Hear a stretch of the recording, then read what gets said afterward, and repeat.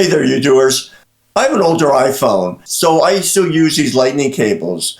And oftentimes I will encounter where I plug in my iPhone and it either just doesn't start charging or it starts charging and then when I come back, it's not charging anymore. It could be due to the lightning cable itself, but what I found oftentimes is there's something inside my charging port. And if you look inside of there with a flashlight, sometimes you'll see debris of some sort. How'd that debris get in there? Well, in my case, I just take my phone and I just shove it in my pocket.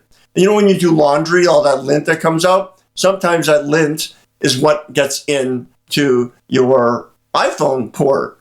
And so what do I do? What I don't do is I don't put anything metal in there. I actually don't even use a toothpick. But all I do is I grab a piece of paper, or better yet, I grab like a cue card. I call these cue cards. So what I do is I simply I might tear it in half just to make it more easy to use. And I'll just fold it so that I create like a point at the end. It doesn't have to be a perfect point, just something like that. Or make it a little thinner, like this. And then I simply take this and I put it into the charging port like this, right here. So I just put it in there and I scrape around, and I try to push stuff out. And let's see if I can get anything out.